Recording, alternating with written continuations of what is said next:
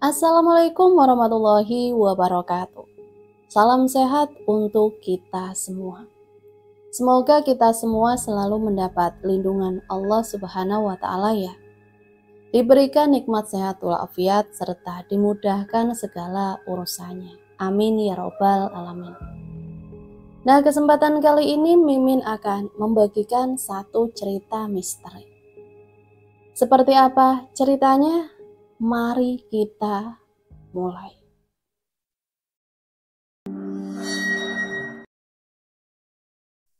Setelah 2 jam perjalanan, tibalah di rumah baru yang diinginkan keluarga Arga. Pak Arga dan Bu Sinta bahagia melihat rumah baru yang tampak cerah dengan warna dominan putih. Angel masih dengan ekspresi datar tanpa mengeluarkan sepatah kata. Wanita berambut sebahu yang cantik itu tampak tidak suka dengan rumah barunya. Karena rumah itu jauh dengan perkotaan dan terdapat banyak pohon di sekitar rumah klasik milik ayahnya itu. Angel, ayo turun. Kita udah sampai di rumah baru kita. Ajak Sista. Angel keluar dari mobil dan mengambil koper berukuran besar miliknya di bagasi mobil. Mengetahui anak kesayangannya merengut, Arga menghampiri lalu mengelus rambut Angela. Kamu kenapa? Gak suka kalau kita pindah ke sini? Angel menggelengkan kepala. Gini, tujuan kita pindah jauh dari rumah lama adalah agar kamu, papa, dan mama bisa sama-sama nenangin dan ngelupain kejadian masa lalu yang buruk itu. Emang kamu mau terus-terusan teringat kejadian fatal yang mengakibatkan adik kamu meninggal? Angel kembali menggelengkan kepala. Kali ini dia sedikit meneteskan air mata. Arga memeluk hangat putrinya. Oleh karena itu, kita harus menerima semuanya. Tujuan papa ngajak pindah ke sini baik kok. Gak ada niat lain selain menenangkan kamu dan mama.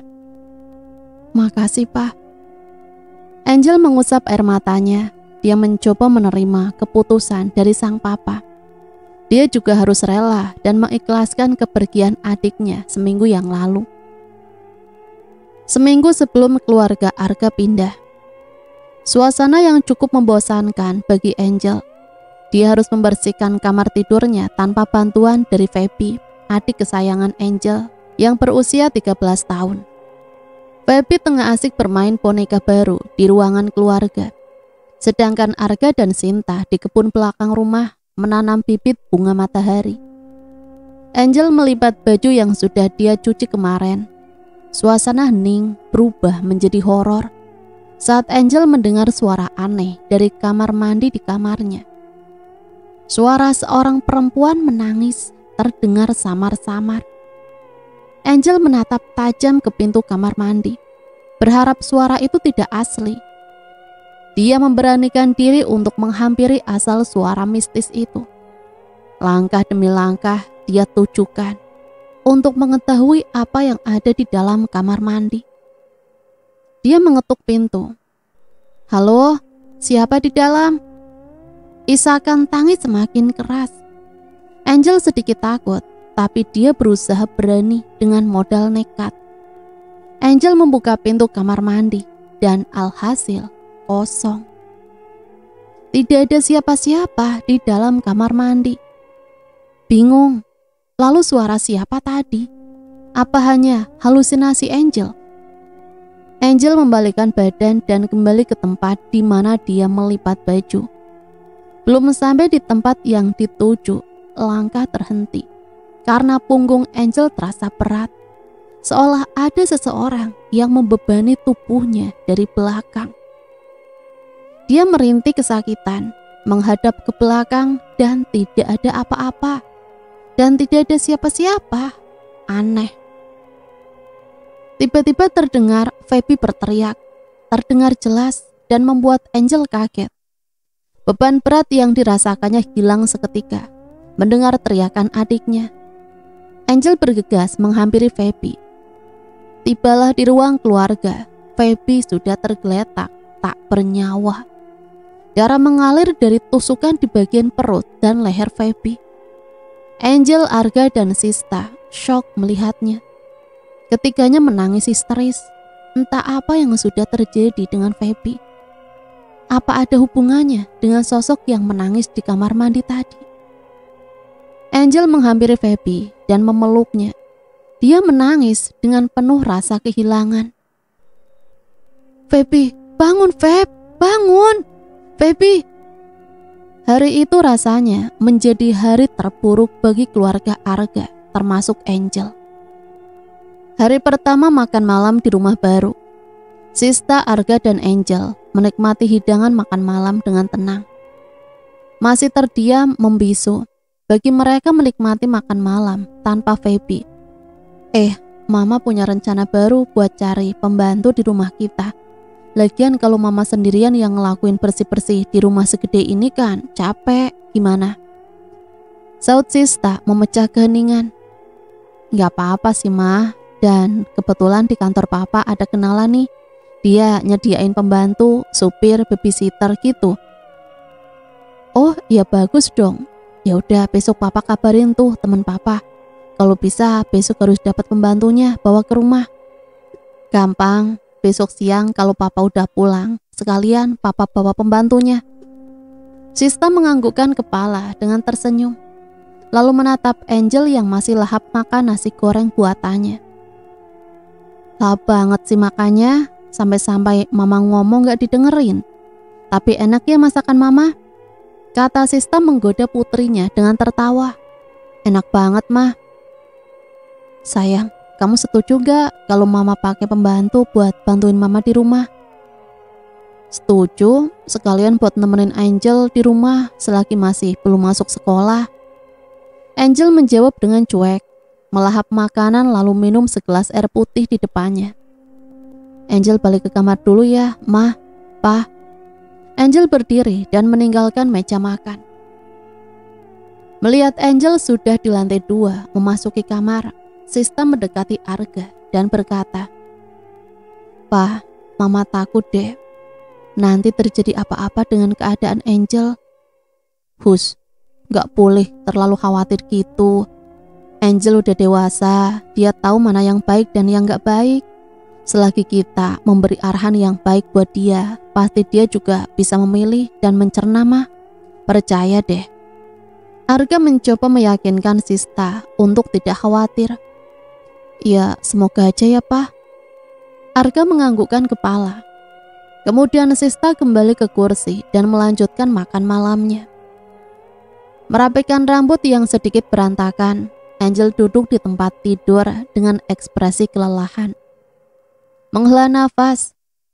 Aku harus benar-benar bisa beranjak dari masa lalu. Harus bisa. Meskipun sampai sekarang aku penasaran dengan kematian Feby. Dan apa yang terjadi? Aku harus tahu. Manusia ataupun setan, aku tak peduli. Dan aku harus menuntaskan kematian adikku. Ucap Angel dengan sedikit rasa amarah. Memang mengingatkannya dengan kejadian buruk yang menimpa Feby. Dia mengusap sedikit air mata yang mengalir di pipinya. Mencoba kuat. Dia mengambil posisi terlentang saat akan tidur. Berharap besok menjadi hari baik dari sekarang. Pagi yang cerah, hanya ada Angel dan Sista. Arga sudah berangkat ke kantor beberapa menit setelah sholat subuh. Angel duduk melihat pemandangan baru di sekitar rumahnya. Hanya ada hutan yang amat lebat, serta beberapa bunga cantik yang tumbuh di area pagar rumahnya, seperti mawar, matahari, dan anggrek. Ada satu yang menarik pandangan Angel, yaitu pohon besar yang terdapat ayunan di bagian kanan pohon. Angel bergegas menghampiri dengan penuh rasa penasaran. Saat mau menaiki ayunan, Angel tersandung sesuatu yang membuatnya hampir jatuh. Apaan nih? Saud dia lalu mengambil sesuatu di bawah kakinya. Dan sesuatu itu adalah tusuk pundi. Benda antik yang terlihat kotor dan sudah jelek. Ya elah, kirain apaan. Angel membuangnya. Kemudian tanpa berpikir lama, dia bermain ayunan dengan kegembiraan. Tengah asik bermain ayunan hingga lupa kalau dia sudah hampir setengah jam bermain di situ. Aduh, spontan Angel karena ada lemparan batu dari arah belakang yang mengenai kepalanya. Dia menoleh ke belakang. Ya, tidak ada apapun yang terlihat di sana. Angela berteriak keras. Tampak jelas wanita berwajah menyeramkan dengan gaun ala Belanda ingin memangsa dirinya. Saat membalikkan badan, dia bukan manusia, melainkan hantu. Angel masih terngiang wajah wanita yang rusak itu. Dia terus berteriak dan memejamkan mata, hingga ada yang menepuk pundaknya. Angel, hai, kamu kenapa? Saut Sista yang melihat Angel ketakutan. Angel memeluk erat penuh ketakutan. Dia masih takut. Sista bingung apa yang terjadi pada putrinya. Kamu kenapa? Kok sampai teriak-teriak? Nafas Angel tak karuan. Tadi ada hantu, Ma. Angel lihat sendiri. Angel nggak bohong. Hantu? Sista bertanya dan tidak langsung percaya dengan perkataan Angel. Pikirannya mungkin Angel masih trauma hingga dia berhalusinasi yang aneh-aneh. Yaudah, kita masuk dalam aja ya. Mama udah sediain kamu teh hangat. Saut Sista mencoba mengalihkan topik. Angel mengiyakan perkataan Sista. Dia berjalan membelakangi Sista. Tak lama kemudian langkah Angel terhenti. Dia menghadap ke belakang, memastikan bahwa yang dia lihat tadi beneran nyata. Benar, ayunan itu bergerak dari pelan hingga kencang. Angel kaget dan berlari menghampiri Sista yang sudah sampai di dalam rumah. Pintu diketuk. Iya, sebentar. Sista berjalan menuju ke sumber suara ketukan. Dibuka pintu tersebut. Wanita bertubuh tinggi dengan ikatan rambut menjadi dua bagian berdiri di depan pintu. Sista tidak mengenali wanita itu. Anda siapa ya? Wanita asing itu mengulurkan tangannya untuk menjabat tangan. Saya Lastri, pembantu baru di rumah ini. Jawabnya dengan nada pelan. Sista masih tidak mengerti. Sang suami pun belum menghubunginya jika pembantu baru akan dikirim ke rumahnya. Dengan keraguan Sista bertanya, Anda tahu dari mana kalau di sini membutuhkan pembantu? Pak Handoko, teman kerja suami Anda yang menyuruh saya datang ke rumah ini dan bekerja mulai hari ini. Keraguan Sista terjawab, ternyata memang benar dia adalah pembantu yang dikirim suaminya.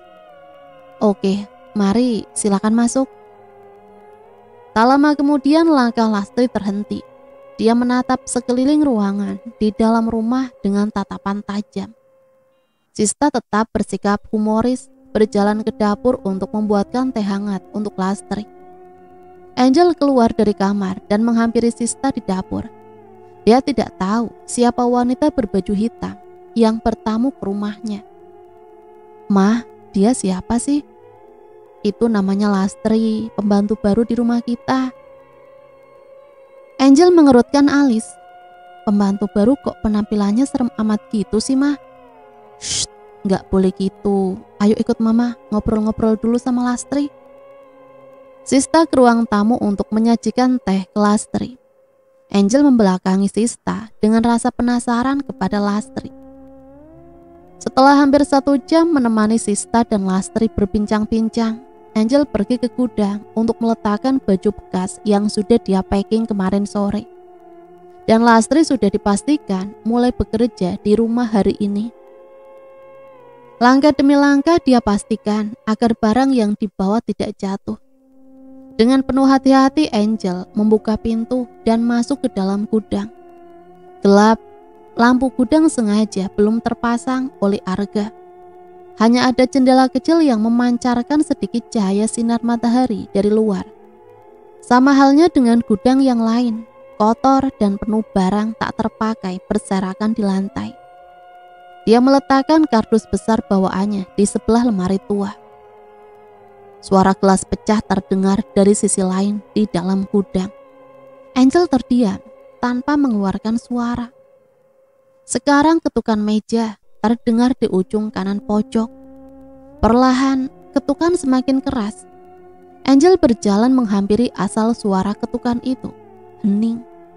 Saat Angel tiba di sumber suara, ketukan hilang seketika. Seolah tidak ada apa-apa di sana. Angel memandang serius meja kotor di hadapannya. Ia menghela nafas lega.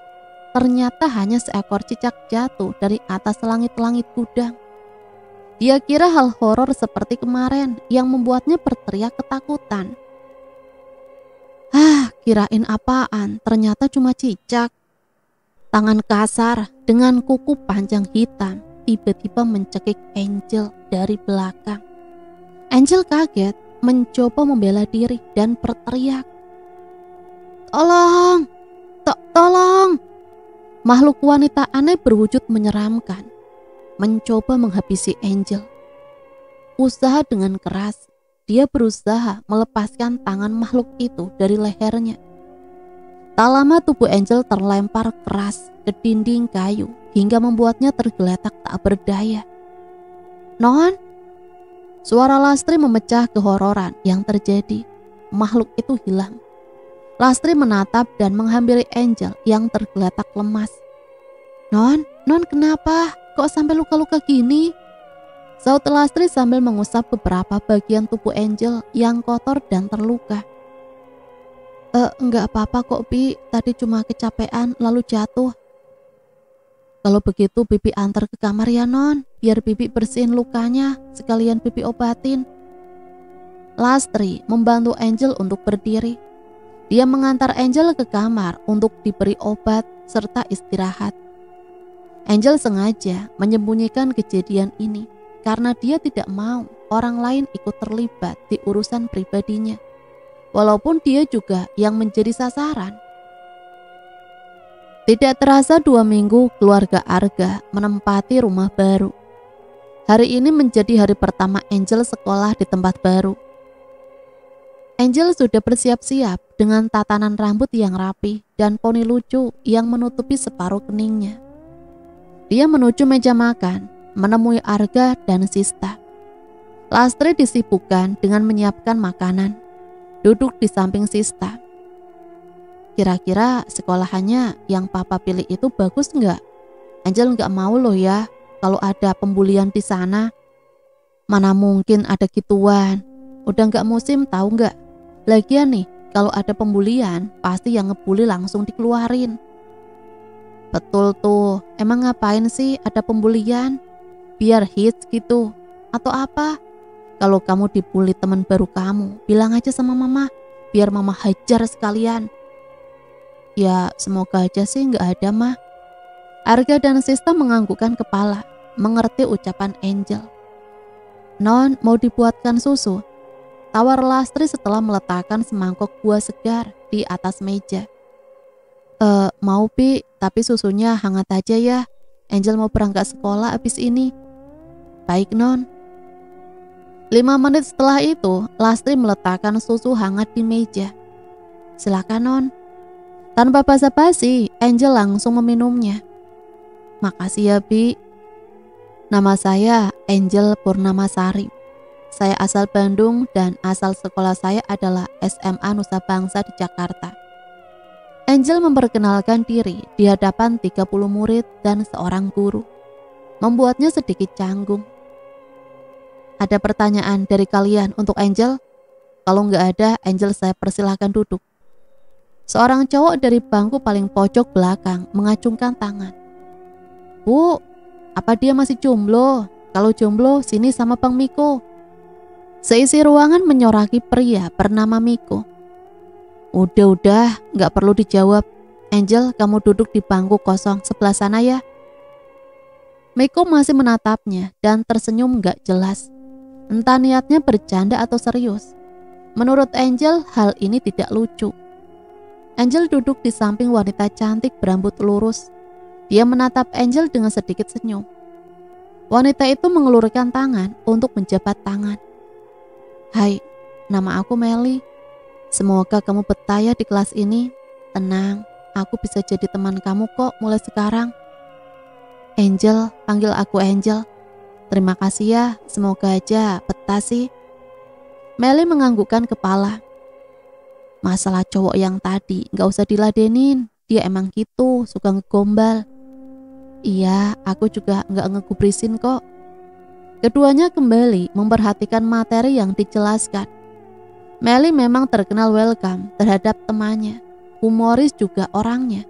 Tak heran jika dia mempunyai banyak teman di sekolah. Angel, sapa Melly berlari menghampiri Angel di depan gerbang sekolah. Pulang bareng aja yuk. Enggak deh, ngerepotin, rumah aku juga agak jauh soalnya. Melly menepuk pundak Angel. Tenang aja kali, daripada kamu di sini nungguin gak jelas. Sekalian aku juga pengen tahu rumah kamu di mana. Angel tidak bisa nolak, dia juga lupa memberitahu Sista untuk menjemputnya hari ini. HP-nya lowbat. Bagaimana lagi, nasib anak yang tinggal di pinggiran hutan seperti Angel sudah tidak bisa mengeluh. Suasana di dalam mobil terasa seperti laut yang mengalir hening. Melly yang asik menyetir mobil dan Angel yang hanya diam sambil menatap keadaan di luar mobil. Pandangan Angel tertuju pada anak kecil perempuan yang lari ke jalan. Dan, Melly, awas, berhenti. Melly menghentikan laju kecepatan mobilnya. Dia kaget. Kenapa Angel menyuruhnya untuk menghentikan mobil? Kenapa Angel? Ayo keluar, kita udah nabrak anak kecil. Melly dan Angel bergegas keluar mobil dan melihat apa yang dikatakan Angel. Khawatir. Sepi, hanya ada ranting pohon di tengah jalan. Tidak ada anak kecil seperti yang dikatakan Angel. Mana anak kecilnya? Nggak ada tuh. Kamu pasti halu ya? Loh, tadi emang ada anak kecil lari di sini, terus ketabrak Mel. Angel meyakinkan Melly untuk percaya. Tapi buktinya nggak ada kan? Ya udah, ayo masuk. Angel menatap sekitar kawasan di mana dia berdiri saat ini. Memang tidak ada siapa-siapa, hening. Dia bingung apa yang terjadi pada dirinya. Dia pun kembali ke mobil untuk melanjutkan perjalanan dengan membawa teka-teki tersebut. Kamu tahu nggak? Si Ridho kemarin ngajak aku ke rumah kamu, kata Melly sambil ngemili jajanan di halaman rumah Angel. Ngapain? Emang ada tugas sekolah? Gak gitu, dia tuh naksir sama kamu. Katanya sih kamu tipenya dia banget. Rambutnya sebahu, putih, pemberani, dan satu lagi, suka galau. Melly tertawa keras. Apaan sih kamu? Ya, sejak 5 hari Angel bersekolah, Melly lah teman setianya. Melly juga sering ke rumah Angel untuk menemani Angel atau sekedar mengerjakan tugas bersama. Waktu menunjukkan pukul 7 malam. Angel masih asik ngobrol di telepon dengan Ridho. Pria tampan berbadan kurus yang rumornya suka dengan Angel. Mungkin Ridho juga teman cowok Angel yang baik. Angel masih belum kepikiran sampai jadian sama Ridho. Saking asiknya ngobrol, mereka nggak menyadari bahwa hampir 1 jam mereka berbicara. Oh ya, besok kita jalan yuk. Kan free tuh. Masa hari libur masih belajar aja sih? Ajak Ridho dengan sedikit cengengesan. Jalan? Kemana? Kemana aja deh, pokoknya bareng sama kamu. Gimana ya? Karena baru kali ini Ridho mengajak jalan tanpa basa-basi. Gimana? Jangan lama-lama dong mikirinnya. Ntar paketanku habis cuma buat nungguin kamu mikir. Ucapnya sambil tertawa. Angel tersenyum gemas dengan perkataan Ridho. Iya deh, aku mau. Tapi jangan ngajak ke tempat yang aneh-aneh ya. Siap, komandan. Angel kembali dibuat tertawa lepas dengan lelucon Ridho. Tiba-tiba, lemari baju di belakang Angel bergerak. Seolah ada seseorang yang ingin mendobrak dari dalam lemari. Angel dibuat kaget dengan suara keras barusan. Bentar ya, ntar aku telepon balik. Ucapnya menutup sambungan telepon dengan Ridho yang menatap penuh penasaran ke lemari tua di hadapannya. Suaranya semakin keras. dia memberanikan diri untuk mendekat secara perlahan-lahan. Tak lupa mengambil penggaris besar di meja belajar untuk membela diri. Sedikit keringat mengalir di pipi Angel. Wanita berwajah menyeramkan kembali lagi. Dia menerkam Angel hingga dia tergeletak di lantai.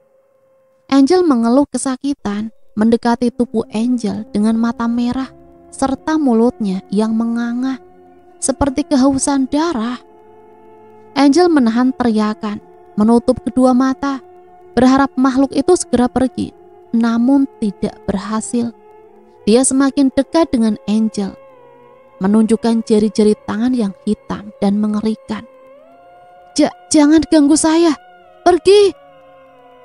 Aku akan memberitahumu sebuah dosa besar. Au, sakit. Keluh Angel sambil mengusap darah yang mengalir di tangan kiri. Rasa lega dirasakan Angel, tapi rasa penasaran akan perkataan makhluk tadi juga dipikirkan. Apa yang sebenarnya terjadi hingga teror hantu terus mengganggunya? Sekarang tak peduli, dia hanya mempedulikan tangan yang terluka cukup parah. Berjalan ke kotak P3K yang tak jauh dari tempat tidurnya. Angel tidak bercerita kepada Arga dan Sista. Dia meragukan akan hal itu. Sarapan pagi hari ini tidak lengkap, hanya ada Sista dan Angel. Arga harus ke kantor lebih awal karena ada meeting dadakan. Lastri istirahat di kamar pembantu karena mengeluh sakit panas dari kemarin malam. Sepi banget ya mah, gak ada Bi Lastri sama papa. Iya begitulah. Loh, ini kenapa nak? Kamu habis jatuh atau gimana? Kok mama baru lihat? Gak apa-apa mah, hanya luka kecil aja kok. Yakin, diobatin lagi ya, takutnya nanti infeksi.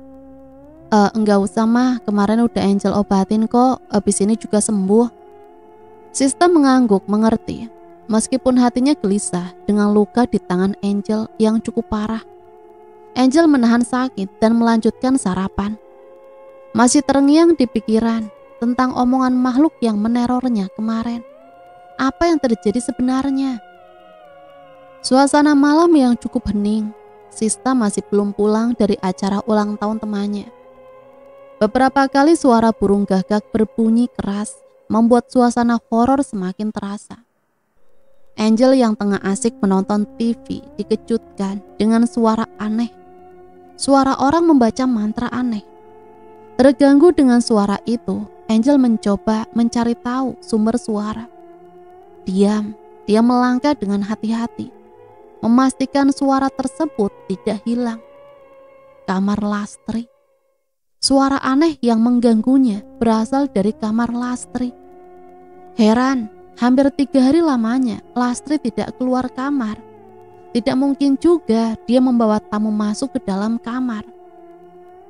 Angel memastikan lagi dengan teliti, dengan lebih jelas lewat dinding kamar Lastri.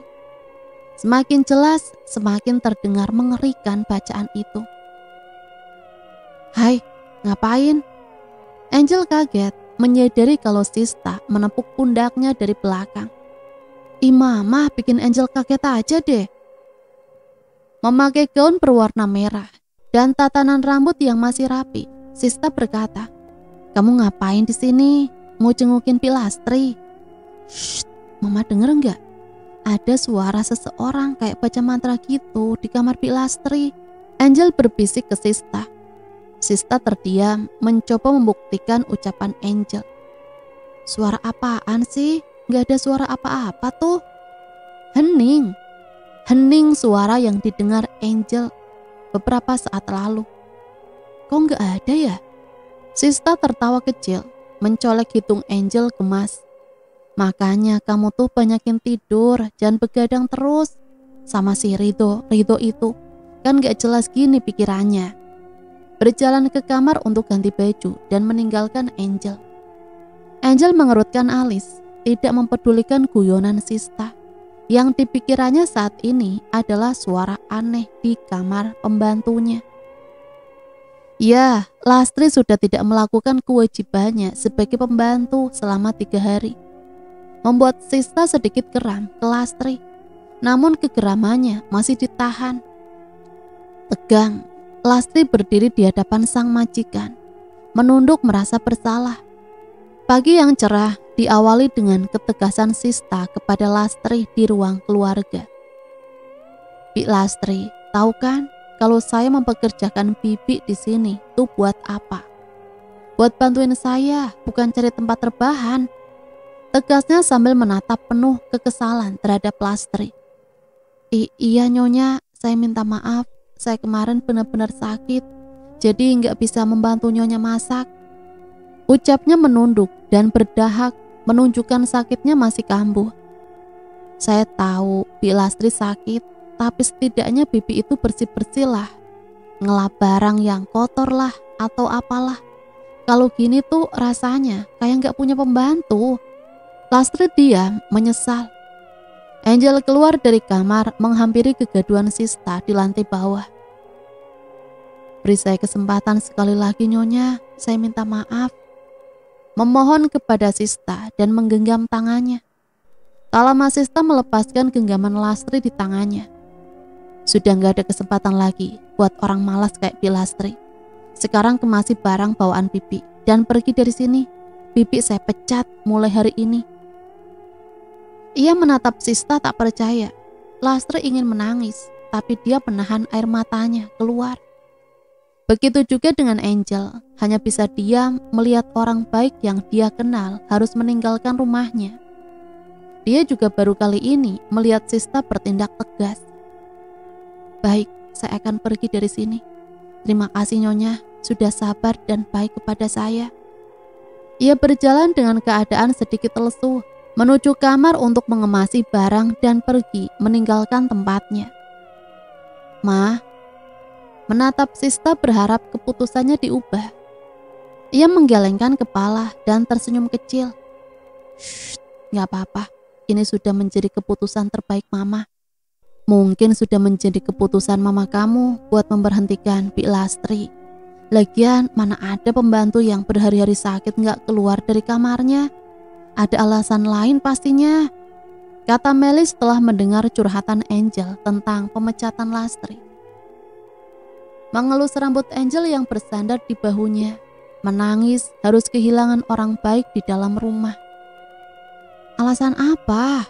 Aku juga lihat tadi pagi dia masih nampak sakit. Gak tega aku ngelihatnya. Ya gak tahulah, pastinya nih ada hal lain yang ngebuat Bik Lastri betah di dalam kamar. Mencoba mengingat kejadian dan Angel tahu satu hal aneh yang baru saja terjadi kemarin malam. Angel menceritakan semua hal aneh kepada Melly. Beberapa menit kemudian Melly mengangguk mengerti dengan penjelasan kawan baiknya. Apa kita cari tahu aja tuh tentang Bik Lastri? Serem juga sih kalau dia baca mantra-mantra aneh gitu. Hadah, aku mau cari tahu penyebab kematian adik aku aja susah. Apalagi yang ini, berawal dari orang asing kembali lagi menjadi orang asing. Ya susah lah. Apa salahnya kita coba, ya kan? Melly meyakinkan Angel. Angel menganggukkan kepala dengan ragu, berharap penelusurannya ke Lastri ada hubungannya dengan kematian Feby. Walau kemungkinan besar itu nggak mungkin. Tiba-tiba keduanya kaget dengan kedatangan Ridho secara tiba-tiba dari belakang. Ridho, apa-apaan sih? Gak lucu tahu nggak? Bentak Melly terkejut. Ridho tertawa lepas. Senyum manis Ridho membuat Angel menatap kagum ke pria tampan bertubuh kurus itu. Mengetahui teman di sampingnya menatap malu-malu ke Ridho, Melly langsung menggoda Angel. Cie, yang lagi liatin gebetannya nih ye. Tersadar Angel buang muka. Enggak, siapa yang ngeliatin sih? Ia mencolek pundak Angel, tertawa melihat Angel salah tingkah. Cielah, dia malu-malu nih. Menatap Ridho dan berkata, Dok, sini gabung sama kita, ngobrol bareng-bareng. Oh, emang boleh? Tanya Ridho menculik lirikan ke arah Angel. Boleh dong, sini-sini. Melly pindah tempat duduk agak jauh dari Angel, agar Ridho bisa duduk di samping Angel. Rido dengan senyum lugunya duduk di samping Angel. Melly bahagia melihat Angel salah tingkah setelah digodanya. Angel dan Rido tak sengaja saling bertatap-tatap. Angel melihat jelas wajah putih bersih Rido dengan ada lesung pipi saat tersenyum. Begitu juga dengan Rido. Rido belum menyatakan cinta ke Angel, tapi dia yakin kalau Angel juga suka sama dia. Akan lebih gampang jika keduanya saling suka.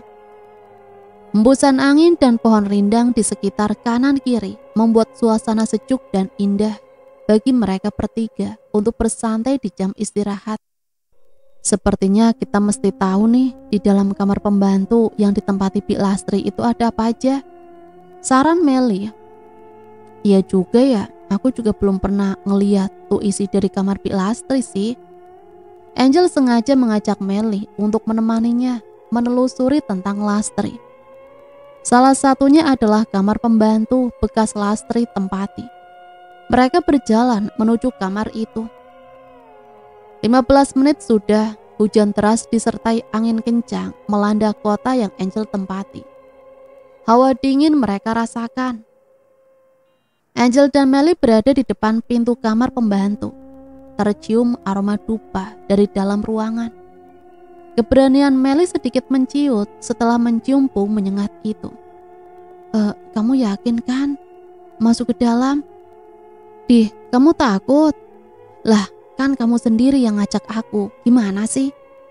Iya, tapi baunya ini loh, bikin aku pengen muntah.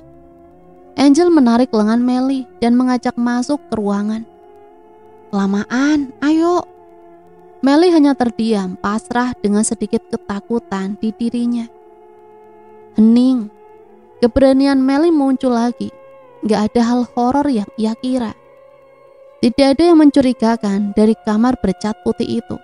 Hanya saja aroma dupa makin menyengat.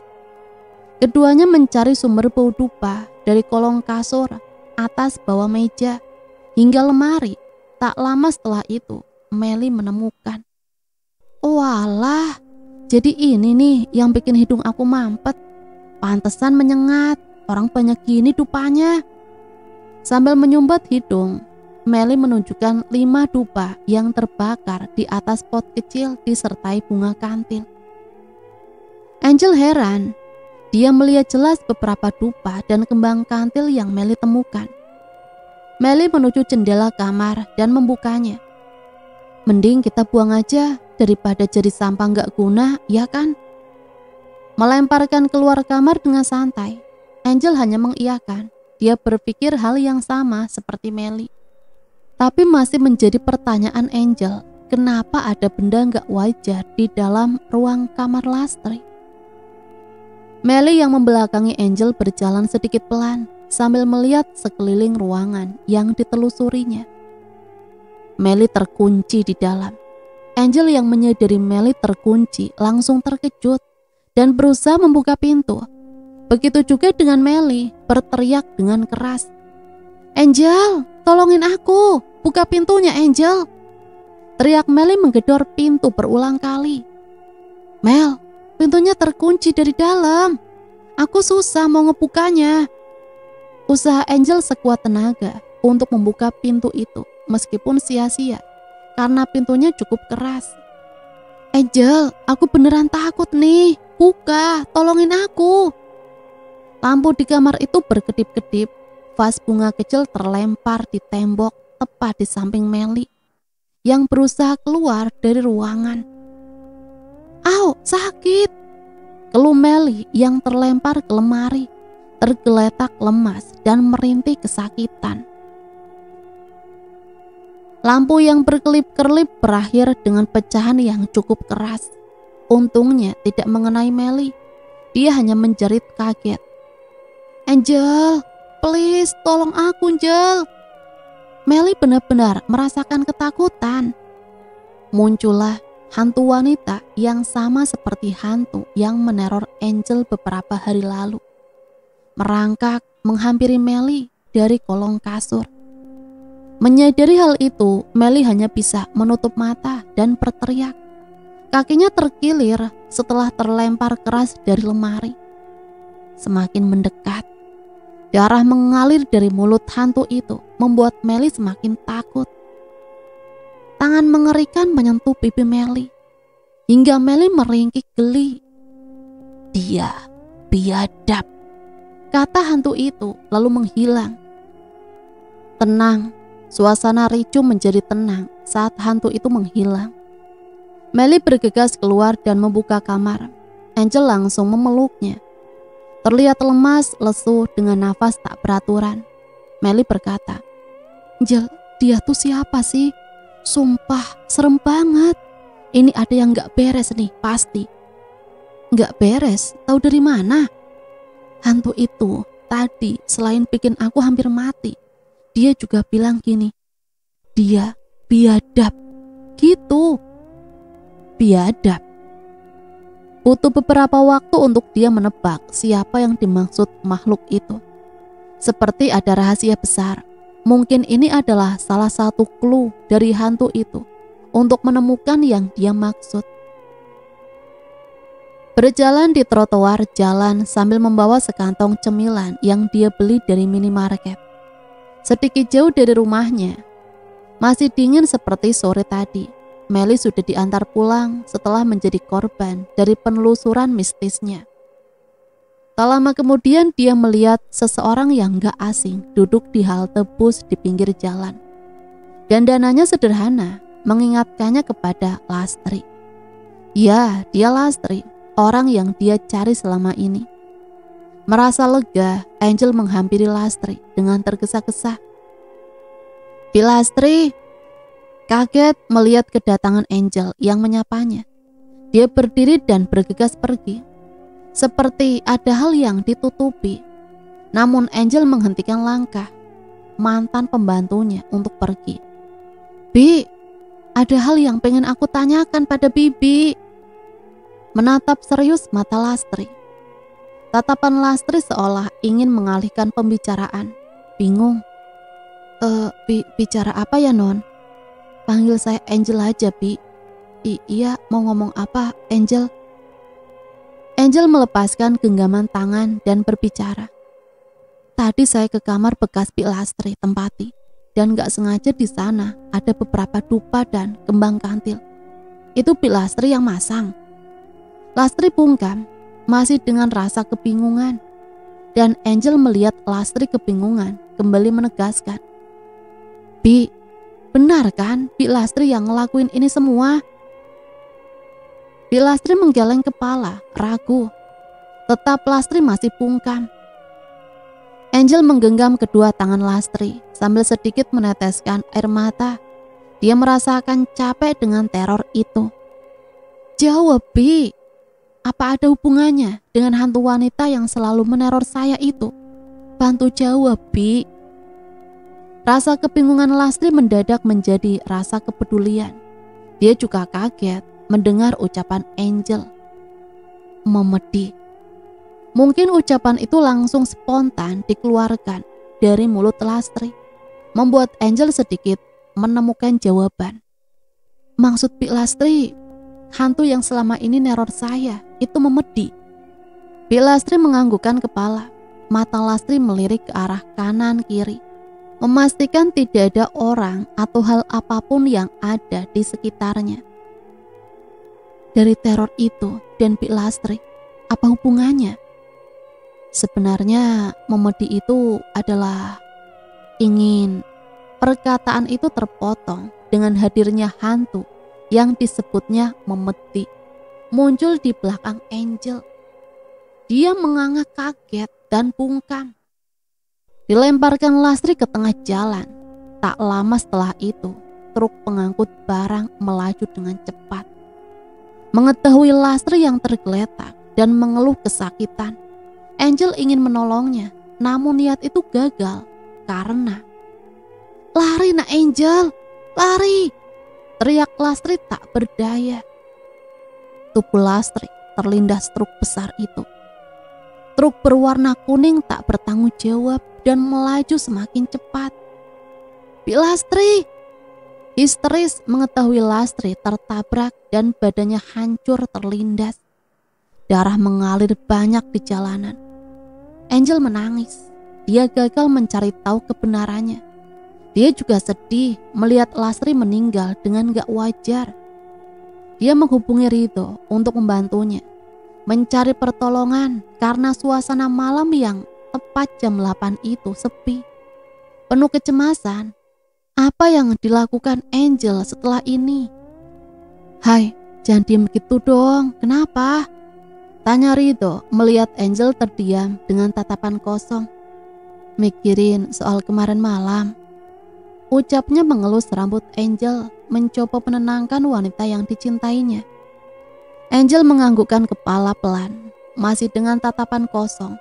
Dia berbicara untuk pertama kalinya setelah hampir 10 menit terdiam. "Aku capek, Dok. Ada banyak hal yang ngebuat aku hampir frustasi. Salah satunya tentang Memedi yang dikatakan Pi Lastri." "Oh, yang kamu ceritain tentang Meli terluka itu?"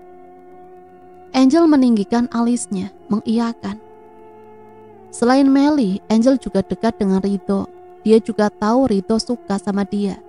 Dan dia sebenarnya juga suka sama Ridho. Ridho sudah mengetahui cerita mistis yang dialami Angel. "Gak perlu takut, ada aku yang siap bantuin kamu menyelesaikan masalah ini. Aku janji kok," kata Ridho memegang kedua pundak Angel sambil tersenyum menatap bola mata indah Angel. Angel pun menatapnya kembali. "Makasih ya, Dok, udah mau dengerin ceritaku dan nemenin aku kayak gini. Terus rencana kamu sekarang apa?" "Aku pengen cepat-cepat kelarin permasalahan ini, apapun resikonya, agar aku bisa tenang tanpa memikirkan hal begituan." Ridho mengiyakan, tersenyum manis ke Angel. Dia bahkan sudah yakin kalau dia memilih orang yang tepat untuk pendamping hatinya. Cinta yang harus diperjuangkan.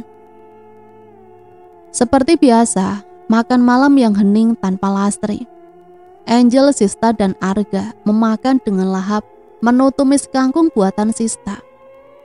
"Tadi pagi sehabis kita melayat ke rumahnya Pi Lastri, mama kamu mual-mual, gak tahu tuh sekarang jadi lahap banget makannya," kata Arga mengawali topik dan melihat istrinya melahap makanan seperti orang kelaparan. Angel juga menatap sang mama. "Ya mungkin tadi mama kecapean kali, Pak. Kan kemarin malam habis bantuin Tante Sarah masak buat acara, ya kan, Mah?" Sista mengangguk sedikit tak peduli. "Papa tahu sendiri kan kalau mama gak suka dengan bau kembang-kembang, bau mayat gitu." "Iya sih, Papa kira tadi tuh mama lagi isi alias hamil," sautnya lalu tertawa kecil. "Ih, apaan sih? Hamil mulu, capek kali, Pak." "Baru sekali hamil kok bilangnya hamil mulu, gimana sih, Mah?" Arga semakin menjadi-jadi menggoda istrinya. Sista gagal fokus. Iya, itu maksudnya 1 kali rasanya kayak ngelahirin 3 kali." Angela mengerutkan alis, tidak mengerti maksud dari kata-kata Sista. "Maksud mama?" "Ah sudahlah, mama kamu ini emang gak jelas kalau lagi makan, biarinlah. Lelucon yang gak ada lucu-lucunya," pikir Angel. Tak lama kemudian Angel memberanikan diri untuk memberitahu Sista dan Arga mengenai teror dari Memedi. Dan dia harap dengan bercerita akan meringankan bebannya selama ini yang dirasakan. "Ma, Pa, Angel mau ngomong sesuatu." "Ngomong apa? Ngomong aja." "Akhir-akhir ini Angel sering dihantui, serem banget pokoknya. Terus nih." "Ya elah, gituan kok takut sih?" Arga memotong pembicaraan Angel. Dia sadar kalau dia sedikit merinding dengar cerita mengerikan. "Pa, Angel belum kelar cerita. Dia sering ngasih kayak petunjuk gitu. Kalau kata Pi Lastri, sebutan hantu itu adalah Memedi." Sista tersedak air putih setelah mendengar kata-kata itu. Makanya, Mah, hati-hati kalau minum." Ia meletakkan gelas air putih dan bertanya, "Memedi, nama yang aneh dan ada lucunya sih." "Lucu? Mah, ini serius. Gara-gara Memedi itu, Pi Lastri meninggal. dia melemparkan Pilastri ke tengah jalan, Mah. Menahan tertawa, Sista sedikit acuh tak acuh. Mana ada setan ngebunuh orang yang masih hidup. Aneh banget sih ceritamu. Angel mendobrak meja, kesal karena tidak ada yang mempercayai cerita Angel. Ia menahan air mata, keluar. Sakit hati, namun dia mengontrol emosi. Ya udah, Mama Papa nggak usah dengerin cerita Angel. Ia pergi meninggalkan ruang makan. Sista berdiri ingin mengejar Angel. Angel, nggak gitu, Mama bisa. Sista tergeletak di lantai. Au, Angel, Papa, tolongin Mama. Angel menoleh ke belakang, mengetahui Sista tergeletak lemas, langsung menghampirinya. Begitu pula dengan Arga. Namun ketika keduanya ingin menghampiri Sista, seluruh badan Sista terangkat. Sista heran dan ketakutan dengan yang dia alami saat ini. Pah, tolongin Mama, Pah. Angel, tolong Mama, Angel. Seketika tubuh Sista terlempar keluar rumah. Sista dilempar dari kaca besar ruang utama hingga membuat tubuh serta muka Sista penuh dengan luka dan darah. Angel dan Arga ikut ketakutan, namun juga berusaha menolong Sista yang lemah di luar rumah, tepatnya halaman rumah. Memedi muncul, wanita berparas menakutkan dengan balutan darah di mulutnya, tertawa puas dengan membawa sebilah pisau. Angel ingin menolong Sista, namun dihalangi oleh Arga. Arga tidak ingin Angel menjadi sasaran makhluk halus itu. Mencari cara lain, bingung. Berjalan menghampiri Sista dengan perlahan-lahan, mengangkat pisau yang dibawanya. Dia ingin menghabisi nyawa Sista, entah apa penyebabnya. Enggak, ampun, jangan bunuh aku. Tolong, Pak. Keluh Sista dengan luka dan darah yang banyak di sekujur tubuh serta mukanya. Arga nekat berlari menghampiri Sista. Namun Memedi berhasil menghempaskan Arga ke pohon beringin yang tak jauh dari Sista tergeletak. Papa! Menjerit mengetahui sang papa ikut tersiksa oleh Memedi. Arga merintih kesakitan. Semakin puas dan tertawa penuh dendam, Memedi semakin dekat dengan Sista. Sista pun juga semakin ketakutan. Kau telah menyaksikan dan membunuhku. Kau juga telah membunuh anakku, dan sekarang giliran kamu. Ucap Memedi penuh dendam, mencekik leher Sista hingga badannya terangkat. Puas dengan amarah, itu yang Memedi rasakan. Ampun, maafkan aku, Mirna. Ucap Sista dengan merasakan sakit, tercekik dan terangkat oleh Memedi. Mirna, nama asli dari Memedi. Mirna, istriku. Saut Arga yang masih berusaha berdiri setelah merintih kesakitan. Ia menoleh ke Arga, menatap tajam yang masih dengan penuh amarah dan dendam. Ya, tapi kenapa waktu aku menghilang, kamu tidak mencariku dan malah menikah dengan dia? Dasar pria tidak punya malu, kata Memedi yang kemudian menusuk Sista berkali-kali dan tertawa puas. Darah keluar dari badan dan mulut Sista. Belasan tusukan pisau di tubuh Sista membuatnya kini tewas. Memedi melemparkan jasad Sista di hadapan Arga. Arga menangis histeris melihat istrinya terbunuh, memeluk jasadnya dengan isakan tangis. Mama! Angel berlari menghampiri Sista dan memeluk Sista tak berdaya dengan badan yang penuh tusukan dan darah. Tidak terima, Angel menatap keras Memedi yang masih tertawa puas. Kenapa kamu bunuh mamaku? Kenapa kamu membunuh Pilastri? Dan kenapa kamu menerorku beberapa hari belakangan? Kenapa? Angel menangis dan menangis. Apa yang dia rasakan sekarang dia ungkapkan. Apa hubungannya sama mereka? Dan dan sekarang kamu puas sudah ngebunuh 2 orang yang dekat dengan saya. kamu akan tahu jawaban semua pertanyaanmu sekarang. Memedi itu langsung merasuki Angel yang membuat jiwa Memedi masuk ke dalam tubuh Angel. 20 tahun sebelum Arga dan Sista menikah, Mirna, wanita cantik keturunan Belanda Jawa, dan mempunyai satu anak perempuan berusia 5 tahun bernama Tiara, hasil dari pernikahannya dengan Arga. Hampir 6 tahun usia pernikahan mereka, namun Arga masih tetap romantis ke Mirna. Habis ini kan ulang tahun pernikahan kita yang ke-6 tahun, gimana kalau kita makan bareng bertiga? Kan jarang tuh kamu ada di rumah, sibuk dengan kerjaan. Pinta Mirna sambil memegang kedua tangan Arga. Beberapa hari belakangan, Arga memang jarang ada di rumah, meskipun sikap romantisnya ada. Tapi bukan itu saja yang diinginkan Mirna. Tiara gak minta aneh-aneh mas, cukup menghabiskan waktu bersama aja, udah membuat dia seneng kok. Perkataan itu langsung menancap di pikiran Arga. Ada hal lain yang dipikirkan selain istri dan anaknya. Melihat Arga melamun, Mirna bertanya, "Kenapa kamu? Kok bengong?" Enggak kok." Ucapnya mengusap rambut Mirna yang berantakan. "Ini nih, rambut cantik kamu berantakan." Pertanyaan yang dia lontarkan beralih menjadi gombalan Arga yang berhasil membuatnya tersenyum. Menjadi malam yang indah bagi Mirna bisa bercanda dengan Arga. Jarang Arga bisa selama ini di rumah. Karena biasanya dia pulang ke rumah untuk makan, ganti baju, mandi, ketemu Tiara saja. "Pokoknya kita harus cari cara buat nyingkirin istri dan anak kamu," saut Sista, teman kerja di kantor yang Arga tempati.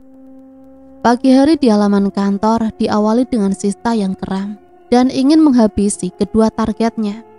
Sebagai pacar, Sista tidak mau kalau dia digantungkan, apalagi dia sudah cinta mati sama Arga.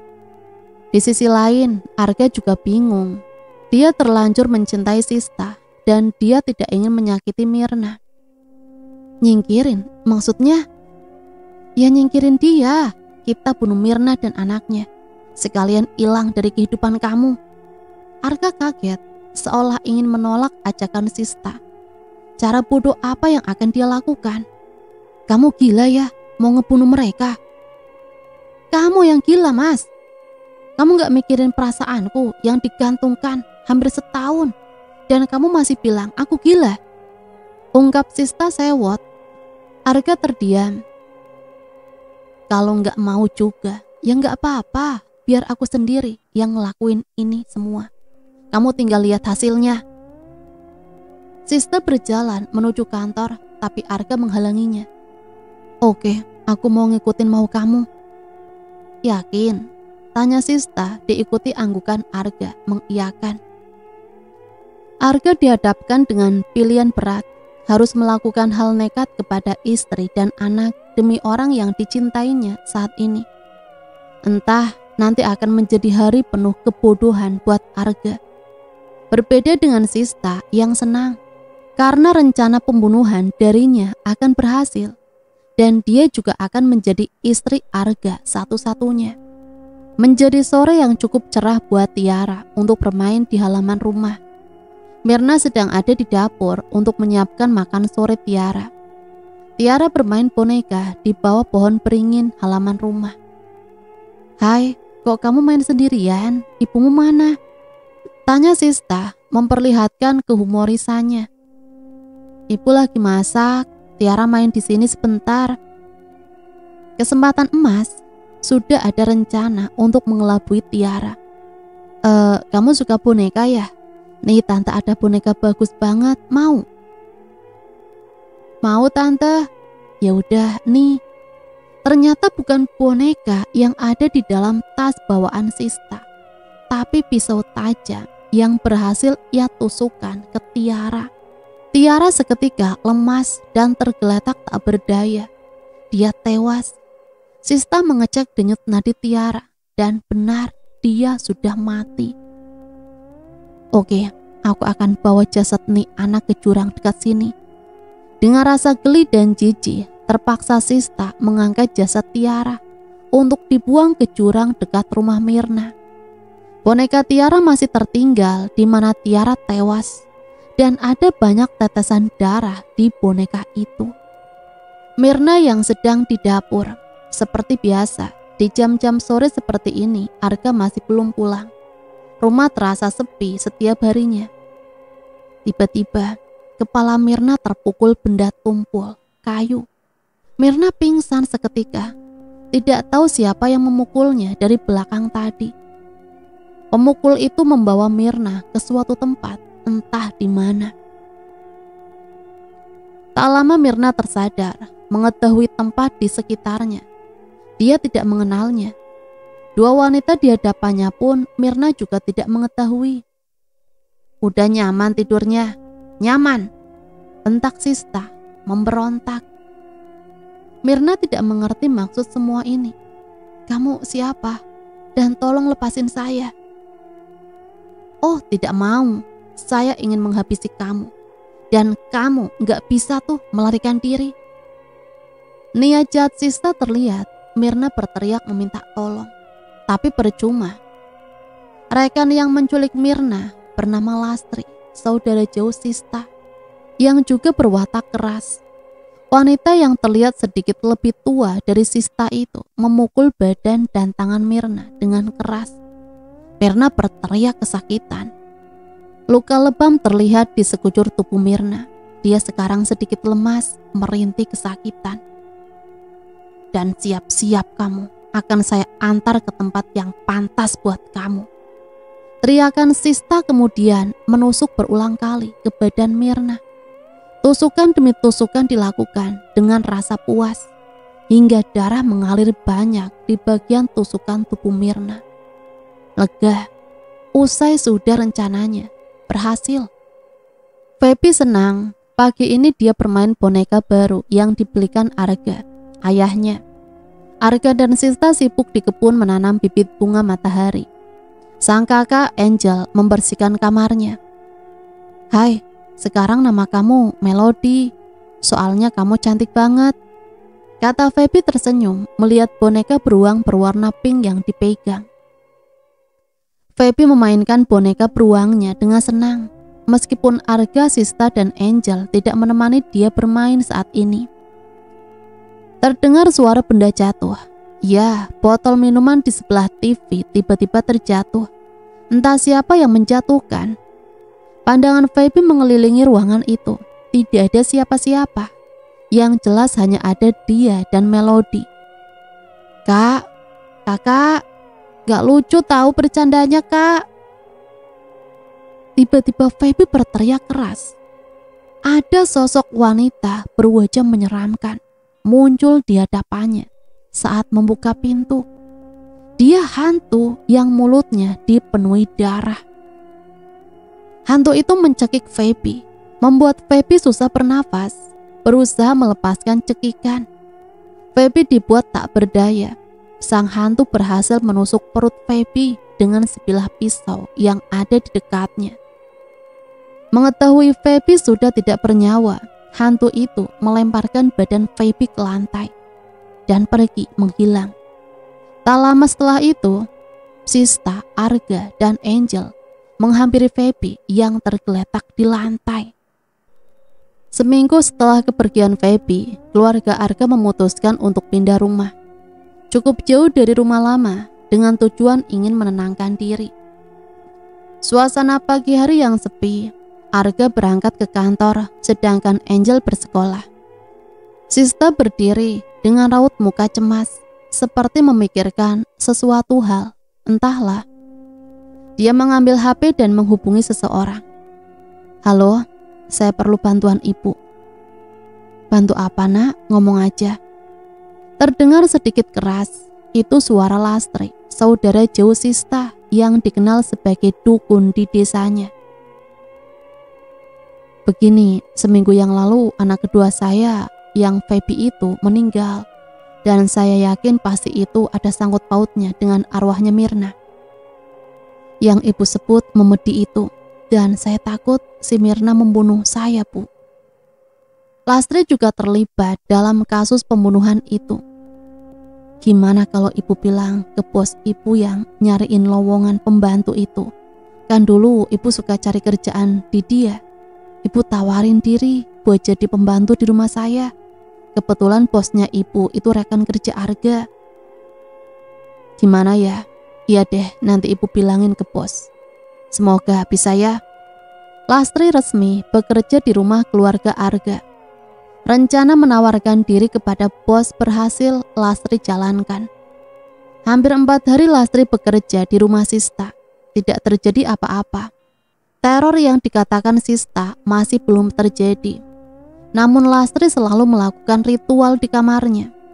Arga dan Sista berpura-pura tidak mengenal Lastri. Lastri pun mendandani penampilannya sedikit berbeda. Mulut Lastri tak berhenti membaca mantra. Dia duduk bersila di kamar pembantu yang ditempati. Ditemani beberapa dupa dan kembang kantil di hadapannya. Terlihat mistis, lampu kamar sengaja dimatikan. Ya, kali ini Lastri membaca mantra dengan tujuan agar arwah Mirna tidak menghantui Sista ataupun dia. Sepertinya akan ada orang kesini deh. Aku harus kemasi semuanya agar nggak ada yang curiga. Ia bergegas mengemasi benda mistis ke lemari tak jauh dari tempat tidur. Tak lupa dia mematikan dupa yang terbakar. Setelah itu dia berpura-pura tidur diam, berharap rencananya tidak terbongkar oleh Angel ataupun Arga. Memedi atau arwah Mirna keluar dari dalam badan Angel yang telah dirasukinya. Kemudian menghilang. Balas dendam yang terbayarkan. Tersadar, Angel sedikit lemas dan dia sudah mengetahui semua cerita yang arwah Mirna jelaskan. Menggelengkan kepala, menangis, tidak menduga kalau ibunya dan ayahnya sekeji itu. Arga pun baru menyadari, dia juga menyadari kesalahannya. Semuanya jahat. Ini akibat dari kelakuan papa dan mama. Angel tak menyangka kalau papa dan mama sekejam itu. Angel pergi, Pak. Sementara ini jangan cari Angel. Angel ingin nenangin diri. Angel berlari meninggalkan Arga yang menangis, menyesali perbuatannya. Arga tidak bisa berbuat apa-apa, hanya ada penyesalan. Angel, jangan tinggalin papa, nak. Angel berteriak, menangis, menyesal kehilangan anak dan istrinya. Arga memeluk jasad Sista, ditemani keheningan. Dia sakit dan terpukul. Setelah mengubur jasad sang istri, Arga mencari keberadaan Angel. Dilihat sekelilingnya, hanya ada mobil dan motor yang lewat di jalan. Tidak tampak Angel di sana. Dengan baju dan celana yang kumuh, disertai darah Sista di baju Arga. Angel, maafin papa, nak. Papa menyesal udah ngelakuin ini semuanya, nak. Keluh Arga pasrah. Tak berhenti Arga mencari keberadaan putri semata wayangnya. Hujan turun dengan deras. Angel terus menangis berjalan di trotoar jalan. Suasana malam yang sepi, hanya ada Angel. Entah apa yang ada di pikirannya sekarang.